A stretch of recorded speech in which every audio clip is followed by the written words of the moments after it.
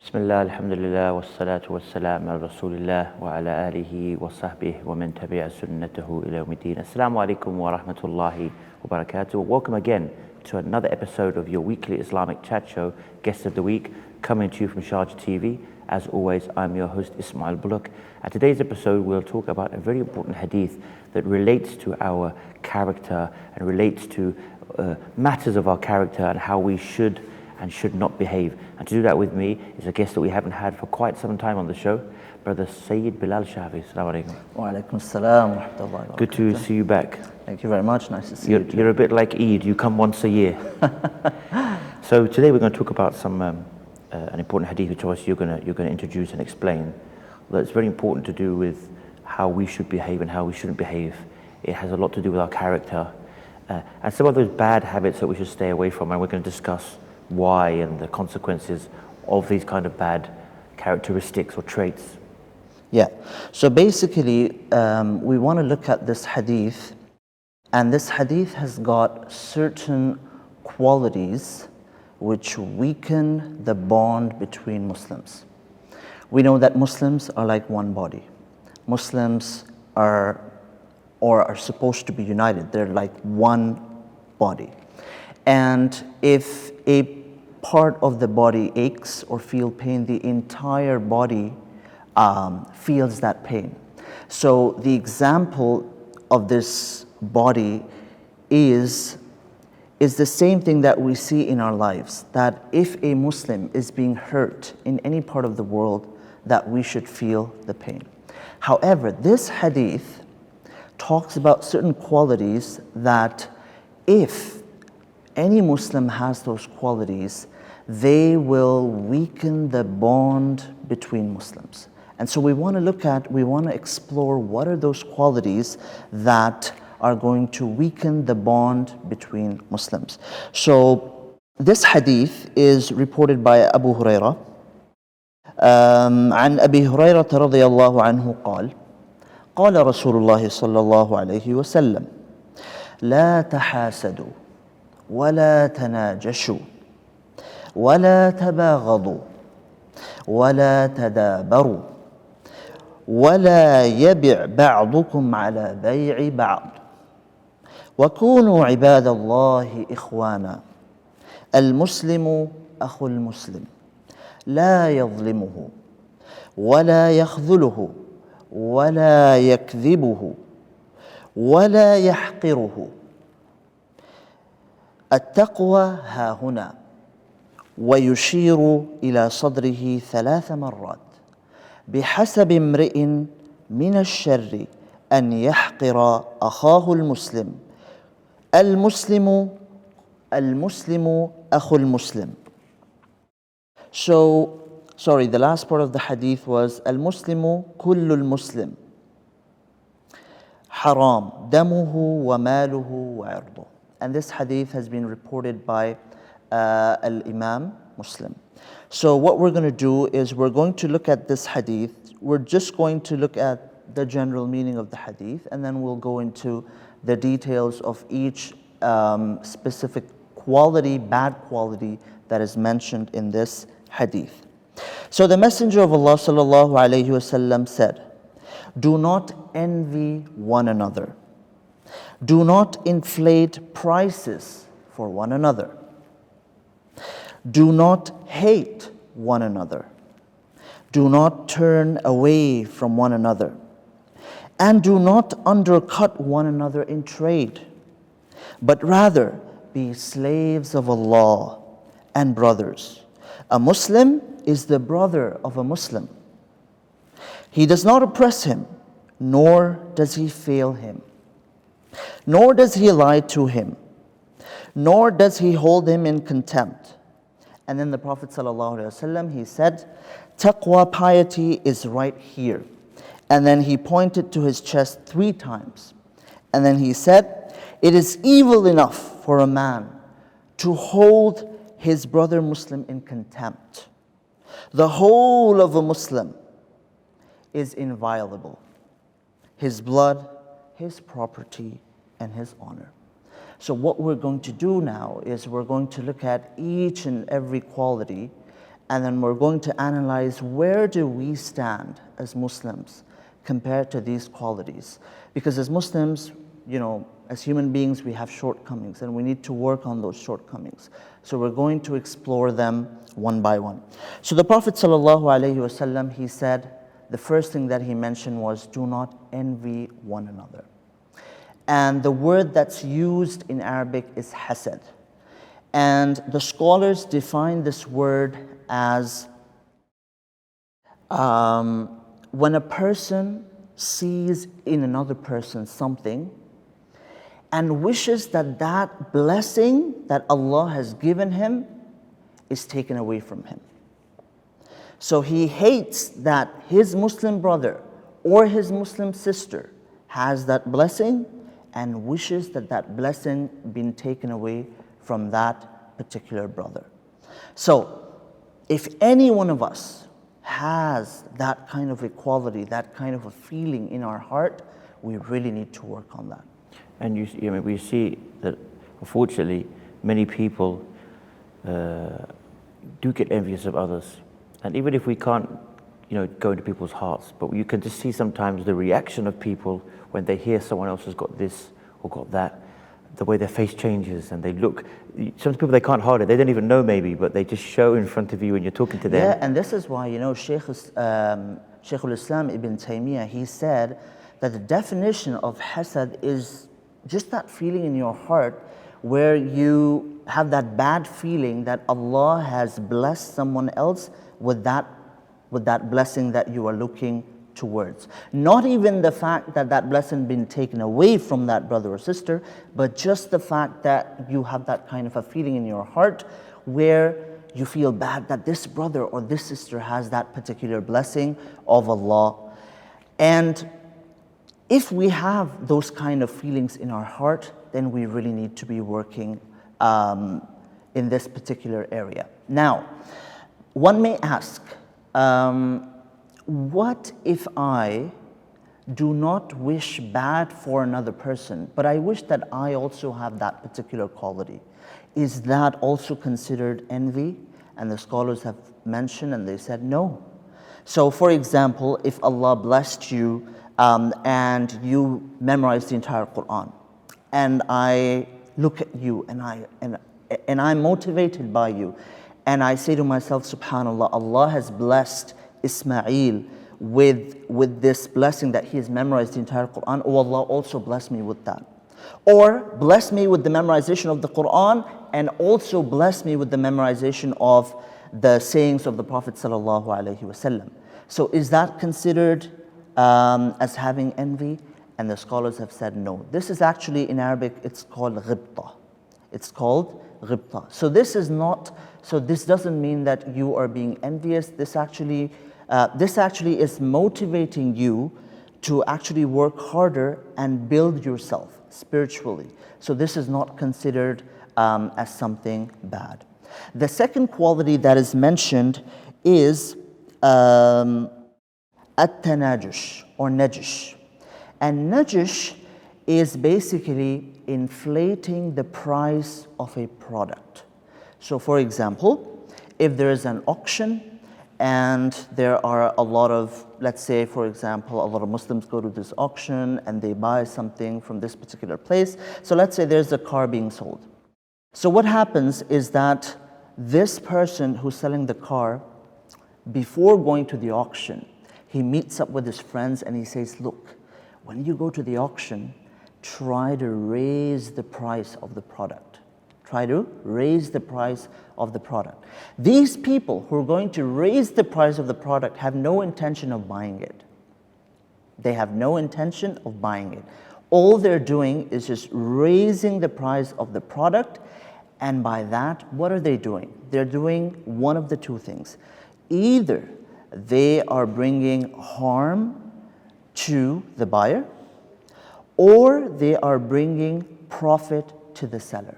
So for example, if a person has something against another person, and they find out that this person is selling something, what are they going to do? Or for example, they know that this person is coming to buy something. So what are they going to do? They get along with their friends and they're like, okay, this person is coming, this person is a bad person, I don't like this person. So what we're going to do, we're going to try to fool him. We're going to try to raise the price in the auction so that this person thinks that the price of the product is actually a particular price, but in reality, the price is much lower than that. So what are they doing? They are basically harming this buyer. So the Prophet ﷺ said, "La tanajashu."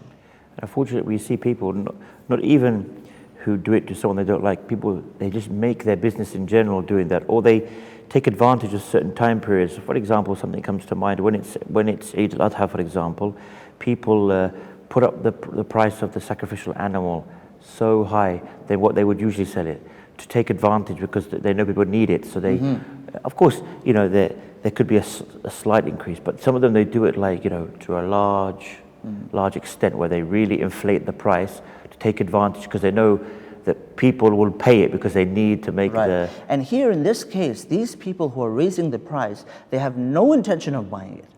Their intention is either one of the two. Either they want to bring profit to the seller, so they're friends with the seller and they want to bring in profit and they want to sell a product for a much higher price that it's actually at, right?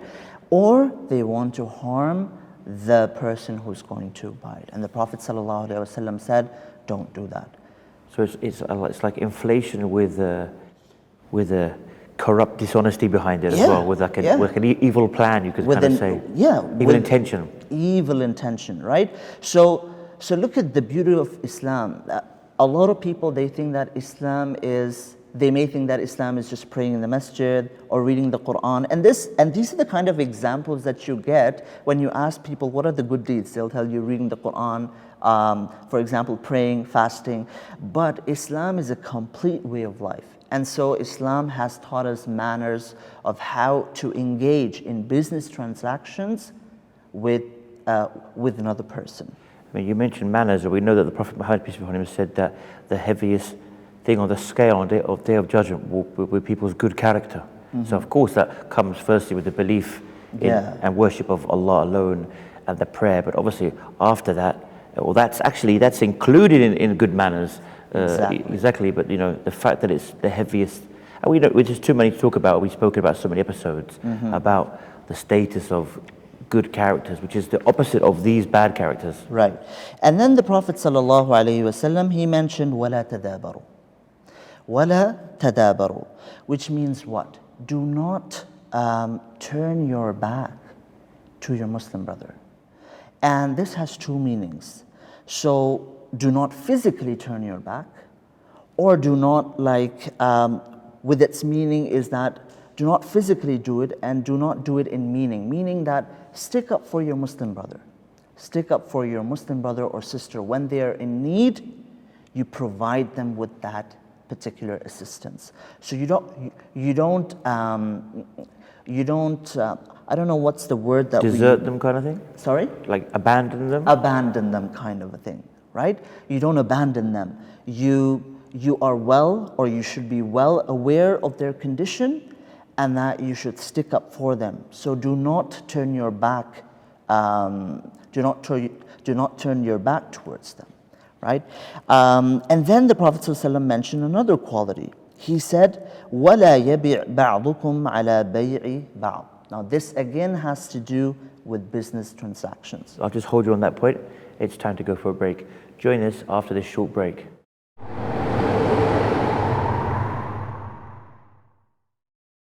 Assalamu alaikum and welcome back. Now just before the break, you got to the part that was again elaborating more on doing business or business dealings. Yeah, so we have this other quality of the Prophet, where the Prophet ﷺ mentioned that one of the things which also is going to weaken the bond between Muslims is this quality of basically selling something, or for example, going to a person. Let's say it's better that we give an example for this. So for example, we have a person that is selling a product. You go to that person and you buy the product. Now the product has been sold to you. But there is a duration in which you could return the product to him. There's a duration, there's a time period, right? So what happens? A third person comes to you and says, you know what? Go to that person and return the product back to him. I can sell you the product for a much cheaper price. This is not allowed. Why? Because the product has already been sold. So now you have a third person with an evil intention coming to you and saying that he or she would like to sell you the same product or a similar product with a much cheaper price. The Prophet ﷺ said that this is something that we should not be doing, right? This is something that we should not be doing. So this can be true for when you are selling something or when you are buying something. So for example, if you have a person who wants to buy something, so you go to a person and you have bought a particular thing, right? And then after that, a third person comes to you and says that buy it from me, right? Again, we say the same thing. This is not allowed because what is it going to do? First of all, it's going to create this hatred between the Muslims. What if that first person that sold you the product finds out, right? So all these kind of qualities that we just mentioned, like an-najish, al-hasad, right? Turning your back, or for example, this particular quality in which you have a person who goes and he buys from a person even though there's another person who has sold him the product already, right? So again, we're going to say that this is another quality that we should try to avoid, okay? And in Arabic, we call this bay'i akhi ala bay'i, okay? So bay'i ba'dikum ala bay'i ba'd. Then we have another quality that the Prophet ﷺ he mentioned. After that, the Prophet ﷺ he instructed us how we should be. So he said, "Kunu ibadallahi ikhwana." So avoid these qualities, 4 or 5 qualities that are mentioned, and then the Prophet ﷺ says, "Kunu ibadallahi ikhwana." And then the Prophet ﷺ defined the Muslim. So he said, "Al-Muslimu akhul Muslim, la yadhlimuhu." He does not cause harm to his Muslim brother or sister. A Muslim does not cause harm to his Muslim brother or sister. What do we see in our society nowadays? Especially when there's a lot of buying and selling going on. We see gambling. We see people scamming. We see people selling a product which has so many defects inside it, right? So again, we say the same thing. You are a Muslim, you should have these qualities of truthfulness, of being sincere, of being of a heart which is attached to Allah, which fears Allah. Why are you selling a product which has so many defects inside it and you haven't told the buyer about these defects, right? So again, the Prophet ﷺ, he said, "Al-Muslimu akhul Muslim la yadhlimuhu." He does not oppress his Muslim brother or sister. We ask Allah subhanahu wa ta'ala to protect all the Muslim brothers and sisters wherever they are and whatever kind of suffering that they are going through. Then the Prophet ﷺ said, وَلَا يَخْذُلُهُ وَلَا يَخْذُلُهُ. And this means that if I see my Muslim brother or sister and their honor is being tampered with, I take action against that. Whatever I can do, I make dua for them. If I can't do anything, I make dua for them, right? If I can do something to stop that kind of oppression against my Muslim brother or sister, I make every effort to do that, right? So when we see the Muslim brothers and sisters around us in a difficult situation, we should feel for them, because we said that a Muslim or Muslims in general are like one body. And so if any Muslim in any part of the world is suffering, we should feel the pain. So if we can stand up for those Muslims in any way possible, if we can't do much, we can make dua for them, right? So we should try our best to make dua for our Muslim brothers and sisters. Then the Prophet ﷺ, he mentioned another quality of a Muslim. He said, وَلَا يُكَذِّبُهُ وَلَا يَكْذِبُهُ, that he does not lie to his Muslim brother or sister. Now, when we see around us, when we go to the market, right? Sometimes we want to buy some fruits or any other thing. We see that on the top, we've got the good ones, and then when we dig our hand, right, we see that the bad ones are under. So what's going on? Who are you trying to fool, right? So a Muslim brother or a Muslim sister does not lie to another Muslim brother or sister. The example you gave there, if I remember correctly, that at the time of the Prophet ﷺ, he was walking through the market. It was either the Prophet ﷺ, one of the companions. Yeah. And they noticed that someone was selling something like bread, I believe it was, where on the top was the fresh bread, but underneath was the dry bread. Right. And it was either the Prophet ﷺ or one of the companions, and whoever it was, they reprimanded that person, and they said, "This is, like this is dishonest. This is not the way you sell things. Yeah. Everything should be clear. Not like a person thinks they see the fresh bread and they get a pile of bread in the bag, and like you said, half of it is old or stale or something." Yeah. But we see that now, right? We see those kind of tricks. Or you see people, they'll be swearing that this fish was fresh today. It may still be fine to eat. Nothing wrong with it. It was caught yesterday and it was kept in the freezer. But they will swear by Allah, or they will swear to you that this is fresh, just came out the sea a couple of hours ago, but it's been in the freezer. So we see things like this. Yeah, for 2 days, 3 days, and only the very experienced people are going to know those kind of things. The normal people who are coming there to buy are not going to find those things out. But Allah subhanahu wa ta'ala knows, right? Allah subhanahu wa ta'ala knows.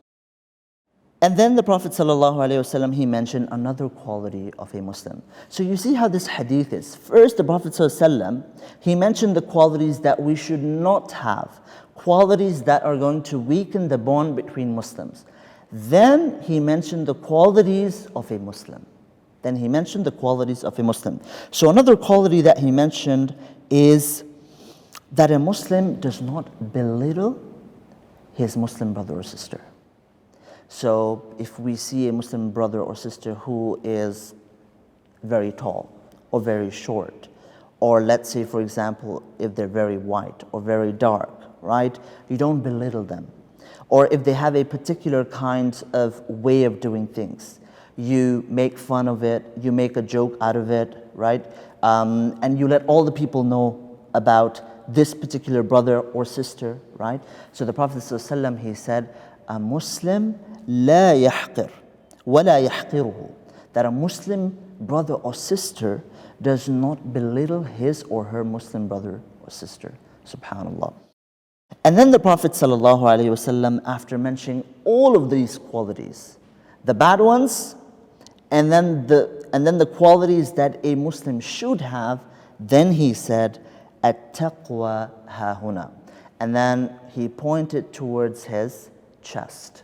Now, this is important because a lot of people, right, when they're doing something or they're not praying, or for example, if they're not fasting, or for example, they're not dressed in a particular way in the Islamic manner, and you have a Muslim brother or sister who goes and who advises them, right, they use this and then they say, look, the Prophet ﷺ said, "At-taqwa hahuna," that piety is in the heart, right? They use this example, right?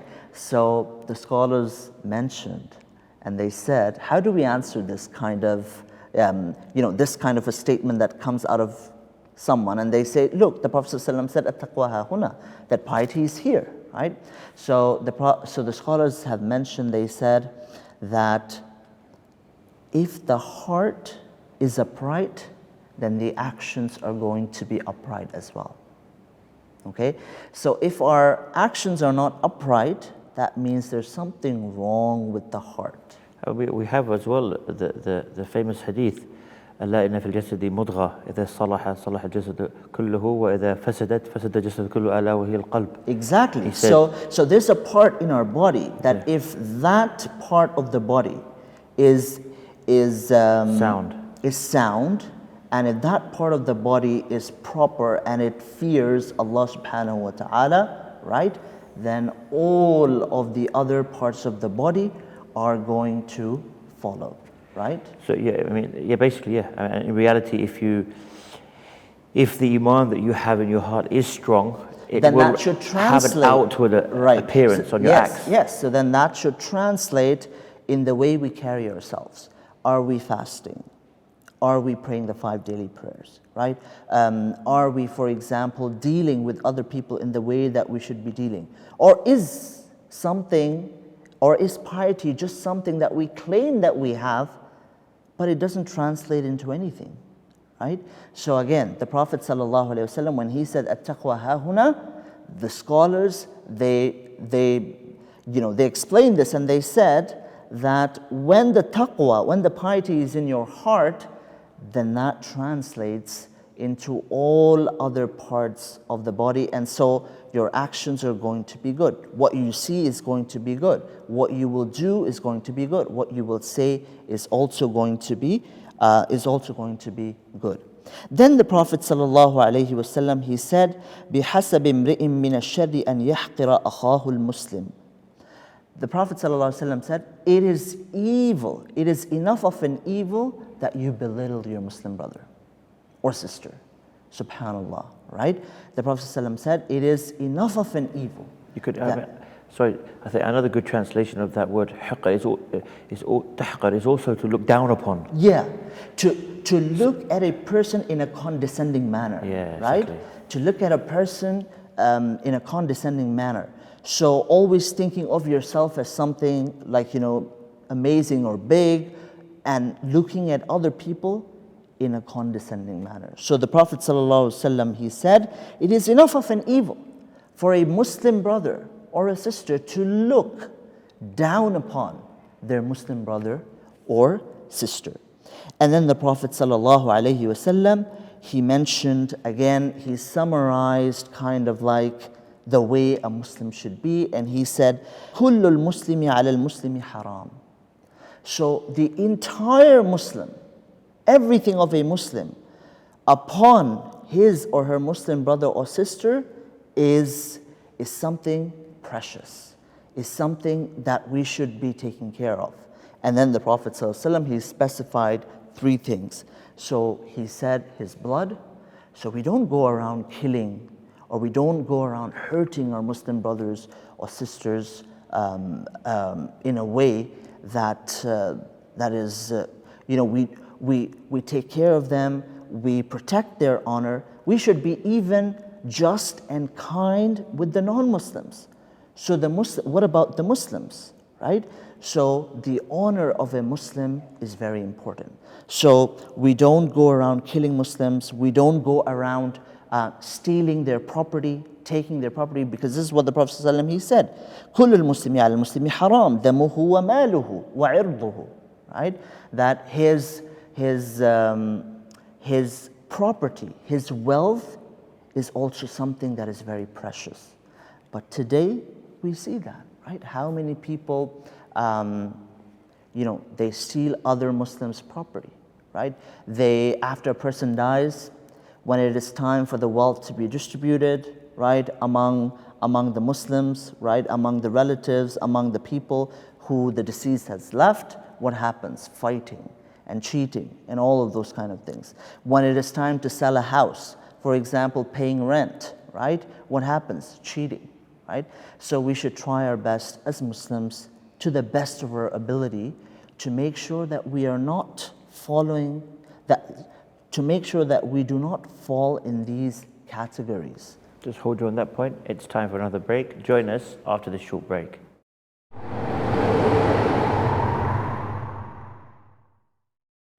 Assalamu alaikum and welcome back. Now, just before we went to the break, maybe we can recap. We're talking about the aspects, of course, that the Muslim should, that his blood and his honor and his property, and of course that goes across the board, as you mentioned, not just to Muslims, even to non-Muslims. But the emphasis here is on this Muslim brotherhood and how it's even more sacred because there is that connection of true belief. Right. Please continue. Yeah, so the last point that's mentioned in the hadith is that Muslims honor, right? So when we see other people tampering with the honor of a Muslim brother and sister, we are concerned about that. We ourselves also should not tamper with the rights of our Muslim brother and sister. So this was the last part of the hadith. And so once again, the Prophet ﷺ, he said, do not envy one another, right? Do not, for example, and then he said, do not inflate the prices. Then he also talked about do not have hatred towards your Muslim brother or sister. Then he also talked about the buying and selling. For example, if the product has been sold, right? And then a third person comes to the buyer and says, look, I'm going to sell you that particular product for a much cheaper price, right? We don't do that as well, right? And then the Prophet ﷺ went upon talking about or defining the Muslim. So he said a Muslim is a brother of another Muslim. He does not or she does not oppress their Muslim brother or sister. وَلَا يَخْذُلُهُ, meaning that they stand up. So if we see that the honor of our Muslim brother or sister is being tampered with, what do? We stand up for that. We make dua for them. We feel, or we should feel concerned about our Muslim brothers and sisters wherever they may be. And then, obviously, the Prophet ﷺ also mentioned, do not look at your Muslim brother and sister in a condescending manner. And then finally, the Prophet ﷺ, he said, the entire Muslim is precious. And then he specified 3 specific things of a Muslim. He said his blood, his wealth, and his honor. And this is how the hadith basically finishes. There's one point I want to go back, maybe we can elaborate more, because some people don't quite, not understand, they don't always know what the word taqwa. So we know the word taqwa is loosely translated as piety, but it can be so much more. So I thought maybe we could spend some time talking a bit about how to gain. Well, first of all, defining, taqwa, because we know there are some very nice definitions done by the Salaf and by the companions and what have you. And then, like you said, how can we, in this last maybe 10 minutes or so of the show, how can we gain it and how can we get it? Because no doubt, as the Prophet ﷺ emphasized, after he mentioned those bad characters, then he mentioned the taqwa. So he's showing us that the taqwa is the key. Is the key. Yeah. So it's good for us to end in the last part of the show, showing us, what is this taqwa and how can we get or improve or attain this taqwa. Because if we do have it, this should, like you said, it's the key. It should have a knock-on effect that we find ourselves not falling into a lot of these bad characteristics because we have a good level of taqwa. Right. So when we talk about taqwa is basically doing the things that Allah subhanahu wa ta'ala has asked us to do, the things that Allah has made obligatory upon us, and staying away from the things that Allah subhanahu wa ta'ala has asked us to stay away from. If we do this, we will attain taqwa. Now, it's easy to say, but when shaitan comes in and tries to whisper in our hearts, that's the time that's the real test, actually. That when we are being distracted from our goal in achieving taqwa. So when we look at some of the methods of achieving taqwa, we could say, for example, dua. Having this sincere intention, having this kind of this intention, this motivation, this goal that I must achieve taqwa. So for example, if we are sinning, if we have a particular sin that we have been doing for a very long time, making this strong determination that we're not going to go back to this particular sin. So a strong determination, asking Allah subhanahu wa ta'ala to help us, because we cannot have that strong determination unless Allah subhanahu wa ta'ala gives us the ability to have that kind of determination. So if we want to achieve taqwa, that also is going to come, the ability to do that is going to come from Allah. But we will have to put in our effort, right? We will have to put in our effort. So, dua, ask Allah subhanahu wa ta'ala sincerely that, oh Allah, I've been doing such and such a sin. Oh Allah subhanahu wa ta'ala, I feel in my heart that I'm not doing something right. So I'm coming to you, Ya Allah. I want to change, right? So having that deep connection with Allah subhanahu wa ta'ala, that reflection upon one's life, right? That reflection upon one's life. Then another way to achieve taqwa or to become righteous, right? To become pious, is to stay away or to leave those things that are taking you away from becoming pious. So let's say if you have a group of friends who are the driving force for you to do something bad, then you need to make a strong determination that you will stay at a distance from them, right? That if you can't immediately leave them, then that at least that you stay at a distance from them, and then you slowly try to get good company. So you could say, as well as the companionship, you try to, whether it's bad habits, whether it's bad friends, you try to, slowly make those changes. Yeah, right? So you ask Allah subhanahu wa ta'ala for help, you have that strong determination in your heart to change, and then you also look for people who are going to help you achieve that. So once you've left that bad company, right, at the same time or after that, you're also looking for people who are going to help you achieve that goal of yours of becoming pious. So for example, good friends. Or if you find a teacher who can teach you Quran, who can tell you about Allah subhanahu wa ta'ala, right? So you go and you search for these people who are going to bring you closer to Allah subhanahu wa ta'ala. And then you also have, now with the internet, we're in a digital age. You have so many lectures available that we have to our disposal online that we can listen to. Yes, there are bad things that are there, but there are also good things that we can avail. One thing I always tell people as well is the making dhikr, the adhkar. Of course, you mentioned the Quran is the best of dhikr, but also these adhkar, like in the mornings and the evenings, because there's so many adhkar there. They're not just you get the reward. I mean, we know just to say Subhanallah, bihamdihi Subhanallah al-Azim, that these are the two words that are very heavy. Those words, Subhanallah, bihamdihi Subhanallah al-Azim, they are beloved to Allah. They are light on the tongue, meaning they're easy to say. Subhanallah, bihamdihi Subhanallah al-Azim, very easy. And they are heavy on the scales. So one thing as well, I also tell people that they have to remember the more they do these kind of adhkar, these are good deeds. We know that one of the blessings that we have in Islam is that whenever you do a good deed, and as we know, every good deed has to be two conditions. Mm-hmm. To be only doing it for the sake of Allah alone, sincerely for Him, and to doing it according to the way of the Prophet, peace be upon him. So whenever you do a good deed, you're never rewarded just once. We know that the minimum you're rewarded is 10, up to 700 times, depending on how Allah chooses to reward you. And this shows the mercy of Allah subhanahu wa ta'ala, that how merciful Allah is, that, for something small, we get rewarded a lot. And don't forget that in times, for example, in Ramadan, the deeds are multiplied, right?